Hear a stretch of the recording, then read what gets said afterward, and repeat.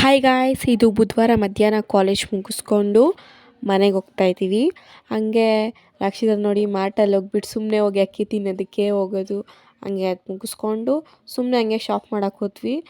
ಆಮೇಲೆ ಇವತ್ತು ಕಂಪ್ಯೂಟರ್ ಕ್ಲಾಸಲ್ಲಿ ಒಂದು ಆ್ಯಕ್ಟಿವಿಟಿ ಮಾಡಿಸಿದ್ರು. ಅದರಲ್ಲಿ ಟವರ್ ಮಾಡೋದಕ್ಕೆ ಏನಾದರೂ ಕ್ರಿಯೇಟಿವ್ ಆಗಿ ಮಾಡೋದಕ್ಕೆ ಹೇಳಿದರು. I will challenge people. If somebody gets the right answer, ನಮ್ಮ ಟೀಮು ತುಂಬ ಯೋಚನೆ ಮಾಡಿ ನಾವು ಎಲ್ಲ ಪೇಪರಲ್ಲಿ ಬೇರೆ ಥರ ಏನು ಬೇಡ, ನಾವು ಕ್ರಿಯೇಟಿವ್ ಆಗಿ ನಾವೇ ಮಾಡೋಣ ಅಂತ ಡಿಸೈಡ್ ಮಾಡಿ ಈ ಥರ ಮಾಡಿದ್ವಿ. ಅದು ತುಂಬ ಇಷ್ಟ ಆಯ್ತು ಎಲ್ಲರಿಗೂ.